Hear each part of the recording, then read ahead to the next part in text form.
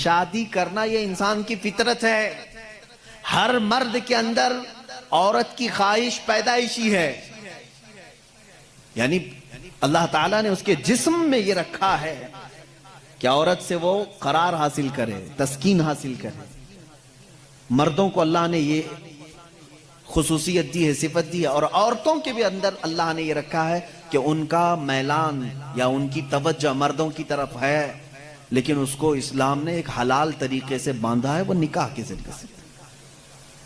اب اگر کسی پر پابندی لگا دیں، اگر میں کہہ دوں کہ میرے جتنے قریب کے ہیں، جتنے ماننے والے ہیں، ان میں سے کوئی بھی عورت کو ٹچ نہیں کرے گا زندگی بھر، تو یہ میں نے فطرت کے خلاف بات کی. یہ فطرت کے خلاف بات کی. میں بول نہیں سکتا کہ تم شادی نہ کرو، نکاح نہ کرو. اور اسلام نے کبھی بھی ایسی پابندی نہیں لگائی. عیسائیوں نے اپنے اوپر لازم کر لیا کہ جو ان کا مذہبی ہوگا، ریلیجیس ہوگا، وہ عورتوں کو نہیں چھوئے گا. کتنی حیرت کی بات ہے. معلوم ہے آپ کو آج دنیا میں ویمن رائٹس کی بات عیسائی کرتے ہیں جو خود نکاح نہیں کرتے. جو پادری نکاح نہیں کرتا، کبھی عورت کو اپنے ساتھ نہیں رکھتا، وہ وومن رائٹس کی بات کرتا ہے. حیرت نہیں ہوتی؟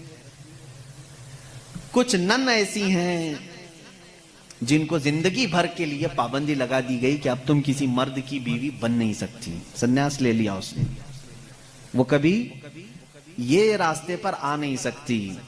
یہ فطرت کے خلاف ہے اور ہم نے اس کے انجام دیکھے ہیں، بلکہ اخباروں نے آپ سب کو بتایا بھی ہوگا. حقیقت ہے کہ جب فطرت کے خلاف کوئی بات کی جاتی ہے تو وہ چند دن تک تو چل سکتا ہے، لیکن پھر کہیں غائبانہ طور پر لاوا پھوٹ ہی جاتا ہے. اور اس کا انجام دیکھا ہے کہ کئی چرچ ایسے نکلے جہاں پر راہبوں نے نن اور دوسرے آنے والے بھکتوں کو ہی نہیں بخشا. یہ حالات ہوئے ہیں. اس کی وجہ یہ ہے کہ فطرت کے خلاف یہاں پر حکم دیا، یا انہوں نے خود اپنے آپ کو اس طرح کا کیا. اسی طرح سے بعض دوسرے مذاہب میں بھی سنیاس لینے کے جو طریقے بتائے گئے ہیں، اسلام اس کا قائل نہیں ہے. اسلام معاشرتی مذہب ہے، سب کے ساتھ رہ کر کے جینے والا مذہب ہے.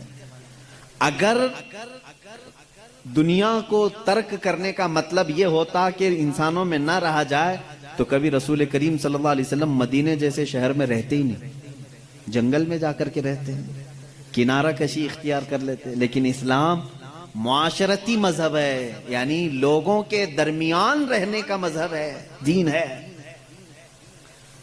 ہم سنیاس نہیں لیتے.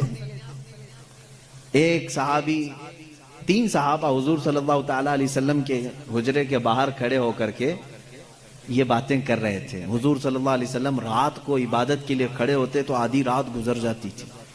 تو تینوں نے دیکھ کر کے کہا یہ تو بخشے ہوئے ہیں، یہ معصوم ہیں، ان سے کوئی خطا نہیں ہوئی، اس کے بعد اتنی عبادتیں ہیں ان کی، ہم جیسوں کو تو کیا کرنا چاہیے، بڑی عبادت کرنی چاہیے. جب رسول اتنی عبادت کر رہے ہیں تو ان تینوں صحابہ میں سے تینوں نے کیا کیا جانتے ہیں؟ ایک نے یہ اس دن وعدہ کر لیا، آج کے بعد سے میں کبھی کسی عورت کے پاس جاؤں گا ہی نہیں، زندگی بھر کے لیے عورت کے قریب نہیں جاؤں گا.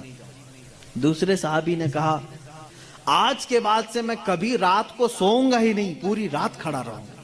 تیسرے صحابی نے کہا آج کے بعد سے میں کبھی کھاؤں گا ہی نہیں، دن میں بھی اور رات میں بھی روزہ رکھوں گا.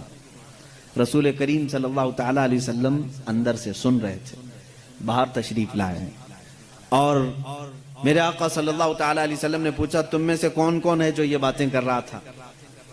وہ صحابہ نے کہا کہ یا رسول اللہ صلی اللہ علیہ وسلم، ہم نے آپ کی عبادتوں کو دیکھ کر کے یہ کہا، جب آپ سید الانبیاء ہیں، معصوم ہیں، آپ اتنی عبادت کرتے ہیں تو پھر ہماری عبادت کا حال کیا ہونا چاہیے؟ ہمیں بہت زیادہ عبادت کرنے کی ضرورت ہے، اس لیے ہم نے ایسے ایسے عہد کیے. میں نے کہا ہے کہ آج سے میں عورتوں کو چھوؤں گا نہیں، کبھی کسی کے قریب نہیں جاؤں گا، نکاح کر کے بھی نہیں جاؤں گا. دوسرے نے کہا میں نے یہ کہا ہے کہ رات کو سوؤں گا نہیں. تیسرے نے کہا میں نے یہ کہا ہے کہ آج کے بعد سے کبھی کھاؤں گا نہیں. اللہ کے نبی صلی اللہ علیہ وسلم نے فرمایا اسلام یہ نہیں ہے، اسلام یہ نہیں ہے. میری سنت پر اگر عمل کرنا چاہتے ہو تو میں اللہ کی عبادت کا بھی حق ادا کرتا ہوں اور عورتوں کا بھی حق ادا کرتا ہوں. میں نے اپنی رات کو تقسیم کر رکھا ہے، بیویوں کے لیے بھی حق ہے اور اللہ کی عبادت کا بھی حق ہے.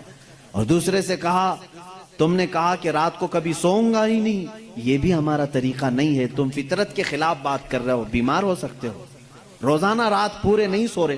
اب یہاں اس پر میں رک کر کے کہوں گا، حضور صلی اللہ علیہ وسلم نے اس صحابی کو منع کیا جو یہ کہہ رہے تھے میں رات بھر عبادت کروں گا. حضور نے فرمایا میری سنت یہ ہے کہ میں تھوڑی رات آرام کرتا ہوں اور تھوڑی رات اپنے رب کی عبادت بھی کرتا ہوں. تمہارے جسم کا بھی تم پر حق ہے، اس کو بھی آرام دو.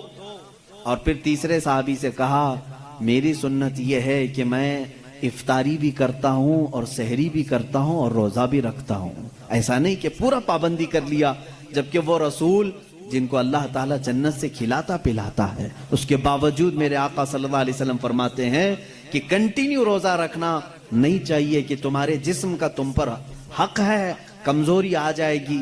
حضور نے منع فرمایا میں ایک دن روزہ رکھتا ہوں ایک دن نہیں رکھتا، یا میں افطار کرتا ہوں شام کے وقت اور دن میں روزہ رکھتا ہوں. اس کا مطلب یہ ہے میرے عزیزو، اس پوری حدیث کا خلاصہ یہ ہے، اللہ کے نبی صلی اللہ تعالیٰ علیہ وسلم نے جو حکم دیے، اسلام کا خلاصہ یہ ہے کہ اس میں کہیں پر بھی افراط و تفریط نہیں، یعنی بہت تنگی والے حکم بھی نہیں اور بہت ڈھیل بھی نہیں. اسلام درمیانی راستہ ہے، درمیانی راستہ ہے.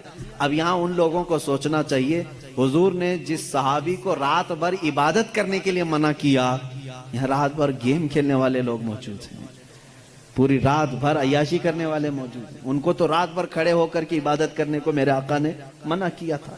آرام کرو تھوڑی دیر، اپنے جسم کو راحت پہنچاؤ. اس طرح سے اسلام کی یہ خصوصیات ہے کہ اسلام انسان کی فطرت کے عین مطابق ہے، اسلام کی فطرت کے مطابق ہے. اسی لیے قرآن کہتا ہے لا یکلف اللہ نفسا الا وسعها. میں آج چیلنج کرتا ہوں، ایک ایسا حکم لا کر کے دکھا دو، ایک ایسا حکم اسلام میں کہ جس میں ایسا لگتا ہو کہ یہ انسان کے لیے بھاری ہے. ایسا نہیں ہونا چاہیے، ایسا نہیں ہونا چاہیے تھا. اسلام نے اپنے ماننے والوں پر یہ پابندی کیوں لگائی؟